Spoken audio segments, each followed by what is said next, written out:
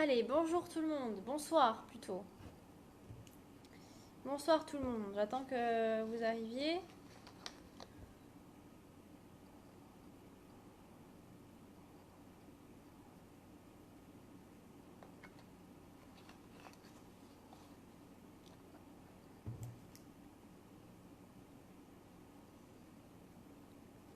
J'attends que tout le monde arrive. Voilà. Bonsoir, bonsoir, bonsoir. C'est encore moi.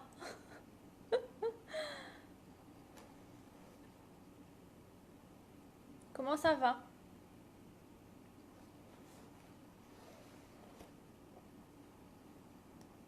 Mais il n'y a personne ce soir.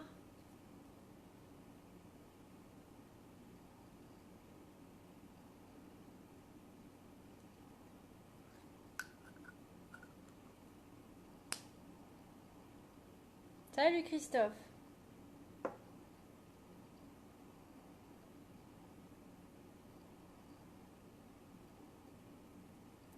Ce soir, je vais vous poser une petite question en fait qui est en rapport avec l'enseignement, un des enseignements du rayon rose euh, qui a été canalisé par Joélia. Et l'entité, on va dire l'énergie qui a transmis cet enseignement, c'est Maître Paul le Vénitien. Voilà, donc en fait, il y a un passage que j'ai lu hier soir, qui m'a tout de suite fait tilt, et en plus, ça m'a parlé énormément. Et je me suis dit, ben, je vais leur poser la question, je vais leur faire quand même une petite interrogation orale, écrite, parce qu'on est sur Facebook, mais voilà, orale écrite sur ça. Et ils vont vite comprendre. Vous verrez, c'est très. En fait, c'est un enseignement que j'ai lu hier soir qui rejoint, sans prétention, hein, qui rejoint beaucoup de choses, beaucoup de mes dires en consultation ou dans la vie en général. Voilà. Donc j'ai voulu le partager avec vous ce soir, cet enseignement du rayon rose. Donc le livre, c'est le livre de Joélia. C'est les 7 rayons sacrés, l'enseignement des maîtres des rayons pour l'ascension. Donc c'est le tome 1. Et donc depuis un mois, j'étudie les rayons sacrés qui sont des vibrations de guérison, des vibrations d'amour euh, qui transmutent, qui transforment toutes tous les blocages, toutes les petites disharmonies physiques, mentales, émotionnelles, spirituelles, tout ce qui ne va pas, tout ce qui n'est pas aligné avec le Créateur. Ce sont des rayons que l'on visualise et qui transcendent tout, quoi. C'est très très puissant. Et donc pour chaque rayon, vous avez des enseignements. Donc il n'y a pas qu'un tome, hein, il y a 5 tomes quand même. Mais voilà, hier soir, moi j'ai lu un enseignement et je l'ai adoré. Et je vais commencer en fait à vous le lire parce que c'est beau en fait. Donc en fait, l'enseignement il s'appelle compassion et empathie. Donc je vous le lis en fait. Alors Maître Paul le Vénitien il dit: Mes chers frères et sœurs d'amour, je suis heureux de vous saluer maintenant. Beaucoup se demandent comment faire pour ouvrir mon cœur. Comment faire pour avoir plus d'amour, pour s'aimer, pour aimer plus les autres, alors qu'ils sont embrouillés dans leurs pensées de perte, de haine, dans leur peur du manque. Parce que dès l'instant où vous avez peur, vous avez des émotions négatives en vous, des émotions de colère, de haine, tout ce qui est lié en fait, au mental, à l'ego. Vous ne vous aimez pas et vous ne pouvez pas aimer les autres. Et les autres ne peuvent pas vous aimer en retour. Il y a toujours l'effet miroir. Intégrez bien qu'il y a toujours l'effet miroir. Toujours, toujours, toujours. Ça fait aucune exception. Et donc il vous dit ensuite, agissez d'abord et vous comprendrez ensuite. Ensuite, il dit, travaillez avec ce rayon, emplissez-vous de ce rayon d'amour, et tout changera, tout disparaîtra, votre monde se manifestera autrement. Il est difficile d'ouvrir le cœur lorsque l'on croit que le cœur est fermé. Alors ça, c'est une phrase qui est super intéressante, et celle d'après, elle est encore plus. Je vous la relis. Il est difficile d'ouvrir le cœur lorsque l'on croit que le cœur est fermé. En réalité, le cœur n'est pas fermé. Parce que, comme je vous le dis très régulièrement, un être humain n'est pas un être humain. Un être humain est un être divin. Il est divin. Par définition, ça veut dire qu'il est parfait. Ça veut dire que tous les chakras sont ouverts, qu'il n'y en a pas que 13, que le cœur est ouvert, qu'il n'y a pas de maladie, qu'il n'y a pas de vieillesse, qu'il n'y a pas de mort, qu'il n'y a pas de souffrance quelconque. Voilà, parce que nous sommes tous sur Terre des entités divines, puissantes, parfaites, à l'image du Créateur. C'est ce qu'on nous dit dans de nombreux enseignements, d'accord? Et moi, c'est ce que j'ai vécu un petit peu entre guillemets. Donc, si l'on croit, à partir du moment où l'on croit que le cœur est fermé, alors il est fermé. Comme il est fermé, ça se répercute de l'autre côté du miroir. C'est-à-dire que vous avez en face de vous des gens qui ne vont pas vous aimer ou qui vont vous aimer pour de faux, des souffrances en vous, un manque de confiance en vous. Voilà. Donc, tout ça, ça va... cet état intérieur du je crois que mon cœur n'est pas fermé, ça va se répercuter sur votre vie quotidienne, sur l'ensemble de votre être intérieur-extérieur. Et maintenant, j'ai une question à vous poser.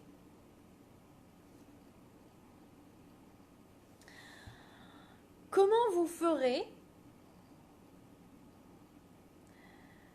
pour ouvrir une porte qui est déjà ouverte? C'est la question que je vous pose. Pourquoi je vous pose une question comme ça? Pourquoi je chercherais à ouvrir une porte qui est déjà ouverte? Parce que l'être humain ne se rappelle pas qu'il est divin. La porte, elle est ouverte déjà. Tout est ouvert en nous. Tout est ouvert. Mais nous, on se le rappelle pas. Du coup, on cherche à ouvrir. Donc la question, c'est quoi? Comment vous ferez pour ouvrir une porte qui est déjà ouverte?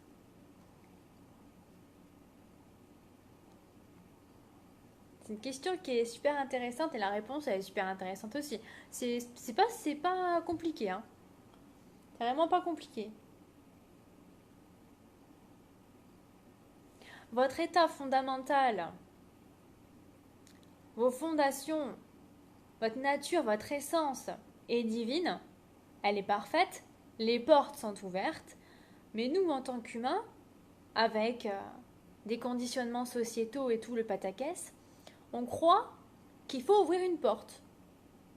Donc comment vous faites, vous, pour ouvrir une porte qui est déjà ouverte?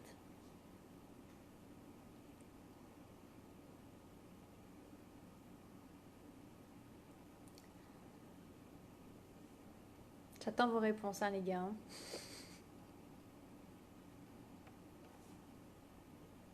Imaginez, vous avez une porte en face de vous, elle est ouverte, et vous voudriez l'ouvrir parce que vous avez oublié que vous étiez divin. Je vous pose une colle ce soir, hein. Mais c'est très important. C'est un enseignement qui est très important. Qui est très important et qui est riche et qui est plein de sens. C'est une image qui est vraiment très très bien choisie par Maître Paul le Vénitien. Elle est vraiment très très bien choisie. Alors Stéphanie nous dit « Je franchis la porte ». C'est-à-dire, regarde, il faut bien que tu imagines le truc. Tu rentres dans un sas, ok, dans le hall. Vous n'arrivez pas à répondre, hein. Tu rentres dans un hall, ok. Devant toi, il y a une pièce. Et tu as une porte qui est ouverte pour accéder à la pièce. Mais toi, comme tu crois que tu es un petit être humain tout limité, tout pas beau, avec plein de souffrances et plein de mémoire karmique, tu penses qu'il faut quand même ouvrir la porte pour accéder à la pièce. Donc comment tu fais? Ah, j'adore, j'adore. Alors qu'est-ce que tu m'as répondu Laurent, on la traverse. Non? Non, tu veux l'ouvrir. Vous voulez l'ouvrir. On parle d'ouverture du cœur. Stéphanie nous dit on intentionne et on visualise d'être de l'autre côté. Je passe la porte. C'est-à-dire, tu passes la porte. Vous voulez l'ouvrir la porte, hein? Il ne s'agit pas de la traverser ou de la forcer ou j'en sais rien ce que vous voulez faire. La porte, elle est ouverte. Mais vous voudriez l'ouvrir.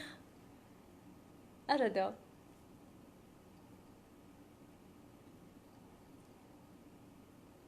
J'enlève les peurs. Ouais, ça aurait pu être une solution, bien sûr. Tu peux enlever les peurs et te rappeler que t'es divin, qu'il n'y a pas de porte à ouvrir. Mais bon, là, c'est pas trop la question que je vous pose. Mais c'est une bonne réponse, Stéphanie. C'est une réponse d'un haut niveau de conscience. Oui, logiquement, il faut enlever les peurs et se souvenir qu'on est divin. Non, Laurent. Je t'ai dit, tu veux l'ouvrir la porte. On ne traverse pas le palier. Allez, je vous laisse encore 2 minutes pour essayer de répondre à cette question. Je vous la repose. La porte, elle est ouverte. Vous voulez l'ouvrir. Comment vous faites? On pose la main sur la porte ouverte. Non. C'est marrant comme vous cherchez midi à 14h en fait. Hein. Christophe, t'as la réponse. Si vous voulez ouvrir une porte qui est déjà ouverte, si vous voulez absolument l'ouvrir, parce que vous croyez, dans vos croyances profondes, vous croyez absolument que vous êtes fermé, verrouillé de tous les côtés. Ben les gars, il faut fermer la porte. Il faut fermer la porte. Et qu'est-ce qui se passe quand on ferme la porte? Deuxième question. Qu'est-ce qui se passe quand on ferme la porte? Souvenez-vous de ce que je vous ai dit, il n'y a pas de séparation entre l'intérieur et l'extérieur. Hein. Il n'y a pas de séparation. On passe à l'action. Stéphanie, de l'action, il y en a partout. Ça veut dire quoi en fait? Ça veut dire quoi une porte ouverte et une porte fermée? La porte ouverte, je vous l'ai dit, c'est l'essence divine, hein, c'est l'ouverture du cœur. C'est le beau, le majestueux, le magnifique, je suis beau et le monde est beau en fait. C'est ça une porte ouverte. Là on parle du cœur en fait. C'est l'enseignement du rayon rose, ok? Donc on parle du cœur surtout. Mais le cœur amène à tout. Alors, voilà. La porte ouverte, c'est la liberté d'être. C'est la puissance divine. C'est le parfait, la perfection. Et une porte fermée du coup, c'est quoi?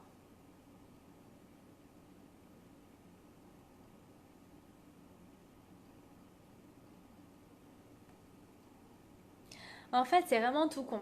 Ça rejoint la vidéo que j'avais faite sur la résilience. Regardez bien. En tant qu'être humain, on a oublié qu'on était divin. Mais nous sommes divins fondamentalement, ce qui fait que la porte, elle est ouverte. Quoi qu'il arrive, elle est ouverte. Que l'on croit à ceci, cela, on est divin, elle est ouverte.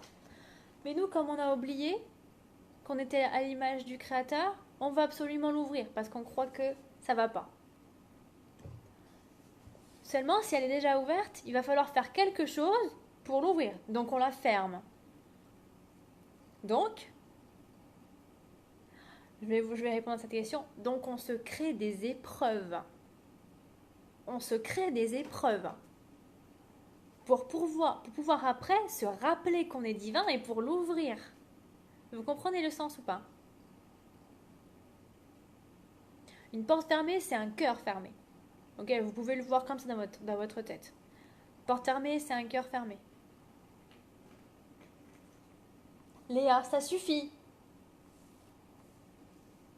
Une porte fermée, c'est un cœur fermé.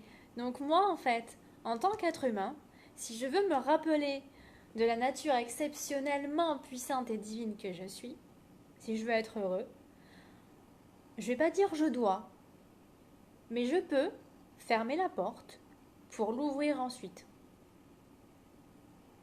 C'est-à-dire que je peux, consciemment ou inconsciemment, me créer des épreuves, une maladie, un deuil, un accident, un chagrin d'amour, n'importe quoi, pour que je puisse ensuite avoir la force en moi de me dire non, Laetitia, c'est pas vrai.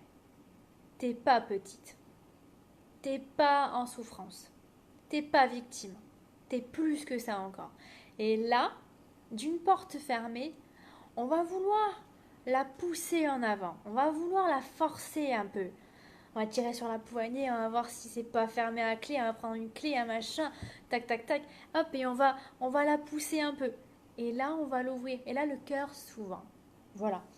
C'est ce que dit Maître Paul le Vénitien. Donc je lis son enseignement, la suite.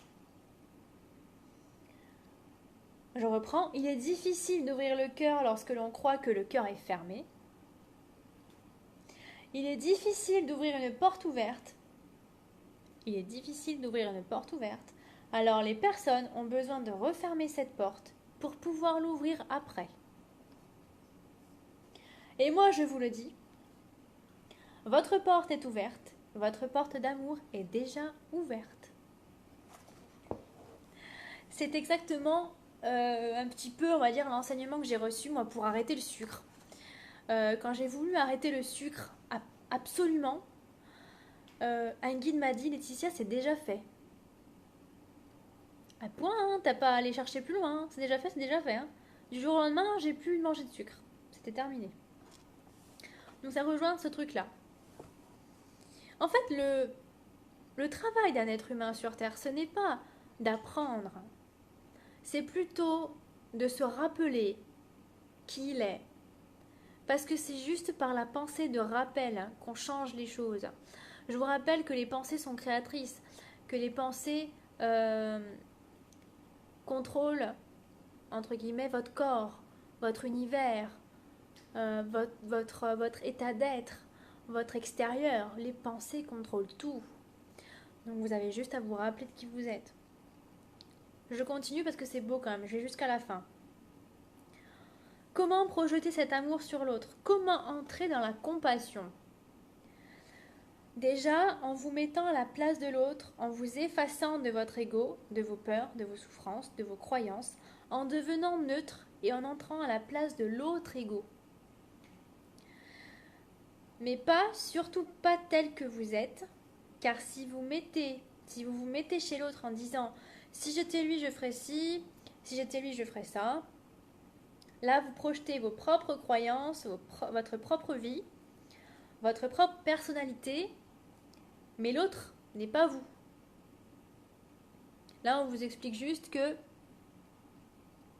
vous faites preuve d'empathie, de compassion, quand il y a quelque chose qui ne vous plaît pas chez l'autre, ne pas le juger, simplement être dans l'accueil et se mettre à sa place, mais en laissant de côté tout ce qui est, comme il a dit, les peurs, les croyances, les histoires passées, etc., etc., et simplement s'imbiber de ce que lui ressent. C'est le non-jugement. La compassion, l'empathie sont une autre façon de faire, c'est se projeter uniquement par l'amour. Lorsque vous effacez votre personnalité et que vous essayez de vous mettre à la place de l'autre dans sa personnalité, alors tout change parce que vous comprenez ses propres blessures, vous comprenez ses propres défauts, vous comprenez ses propres qualités.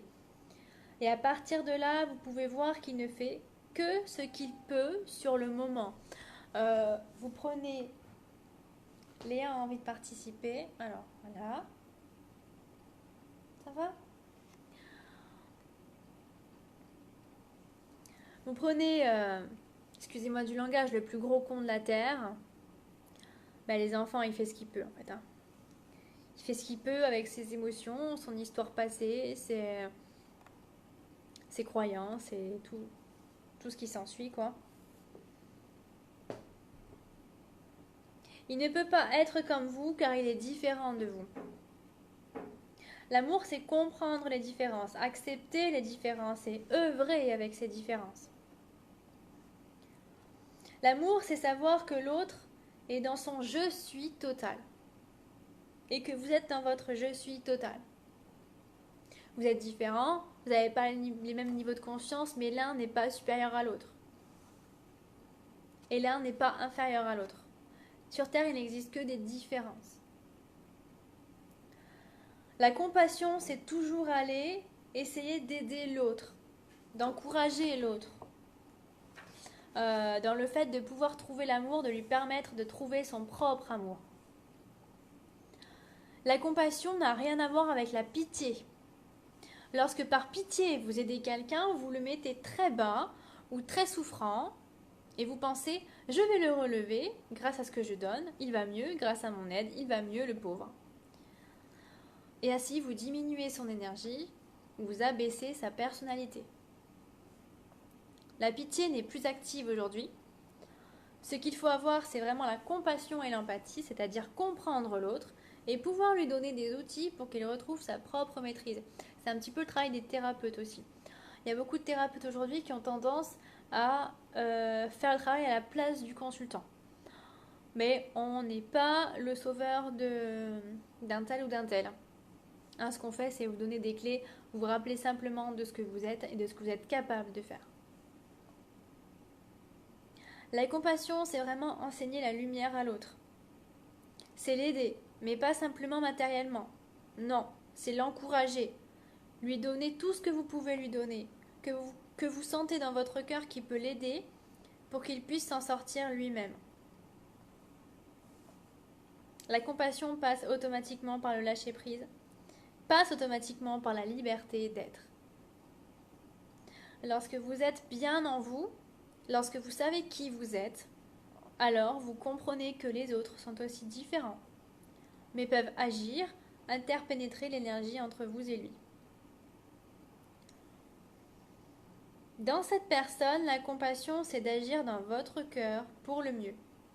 L'amour, c'est toujours faire ce qui nous semble le mieux pour l'autre, non pas ce qui nous semble le mieux pour nous.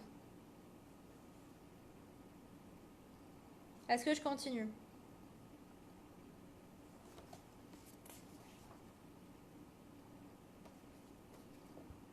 Je continue un peu.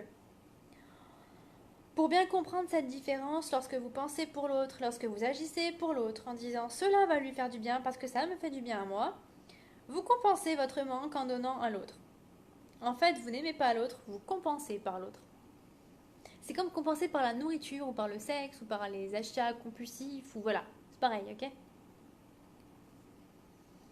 L'amour juste est un amour équilibré qui comprend, qui accepte, mais qui commence toujours par soi. C'est ce que je vous dis.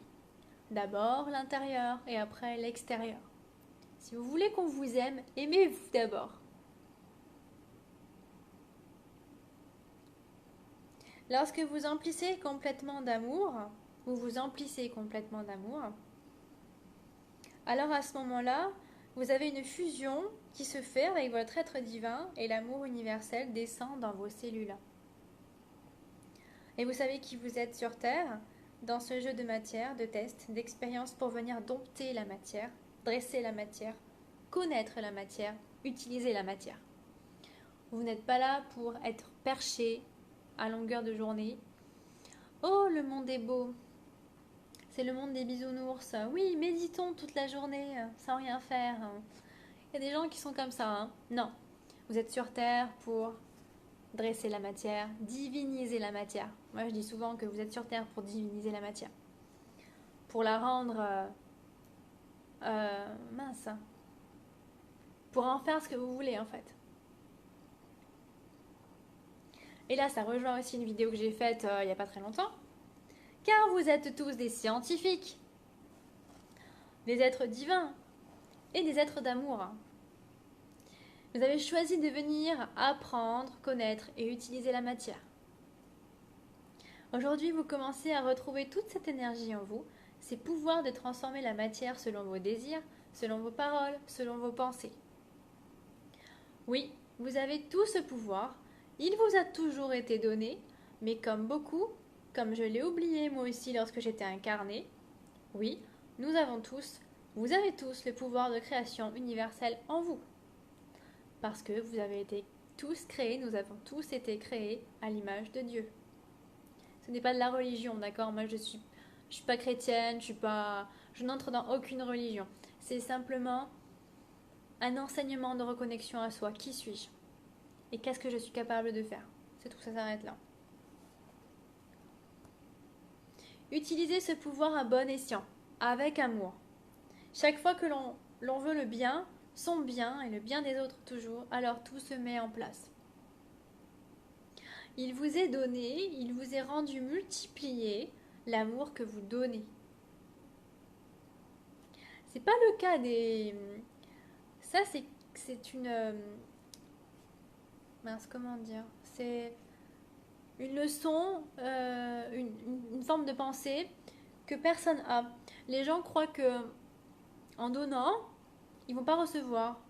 Par exemple, les politiciens, il est écrit dans le livre de Conversation avec Dieu que les politiciens avaient un ego surdimensionné en fait, euh, parce qu'ils avaient peur de manquer.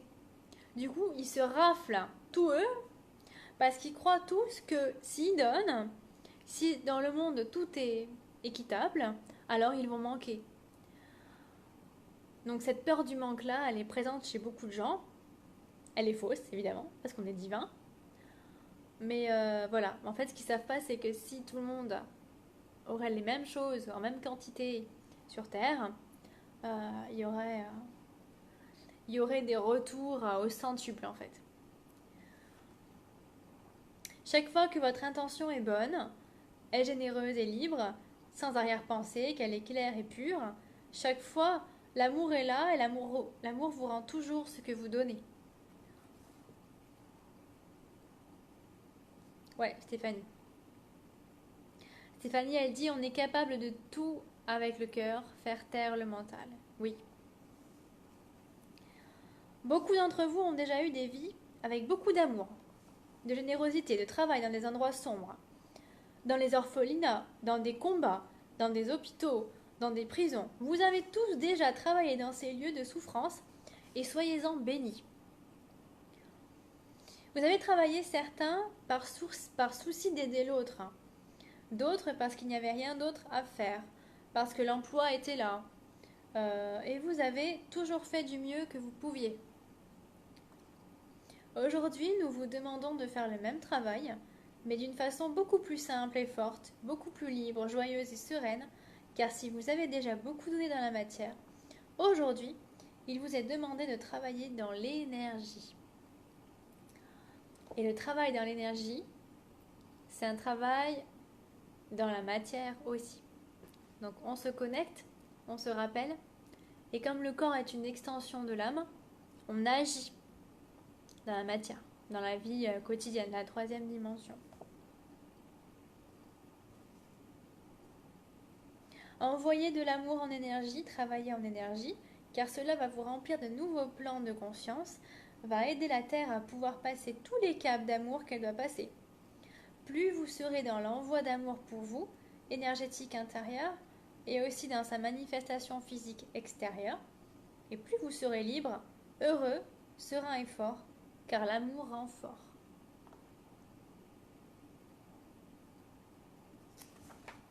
Je vais m'arrêter là.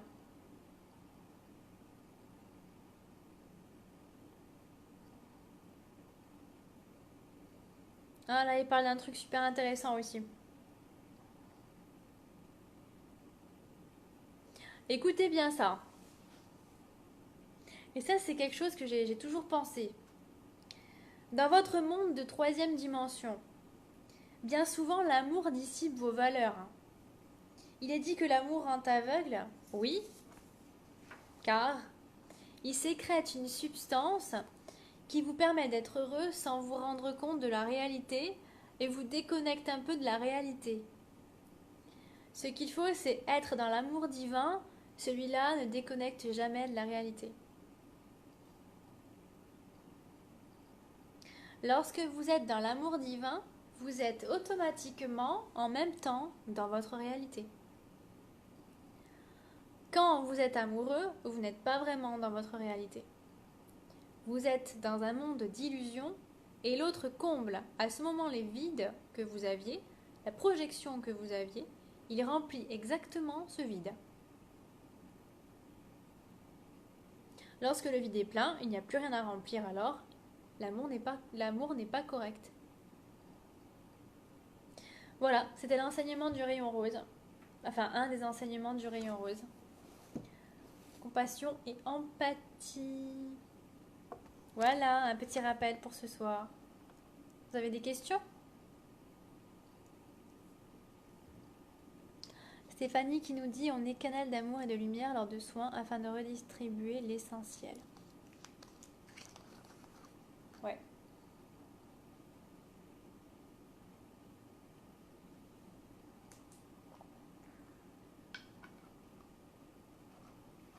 Avez-vous des questions?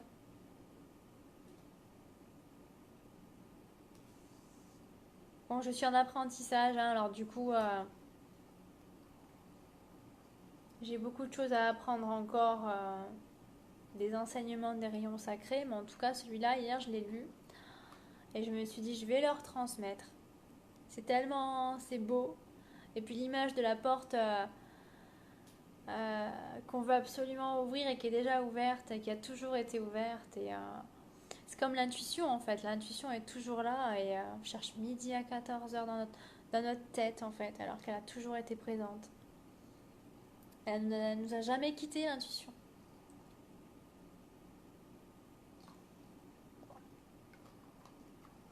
C'est bon pour ce soir, allez, je vous laisse tranquille. Si vous avez des questions, vous les notez en commentaire. Et puis j'y répondrai. Et puis discuter un peu entre vous, c'est bien aussi. Allez, passez une bonne soirée, passez une bonne nuit. Et puis pour ceux qui n'ont pas mangé, bon appétit.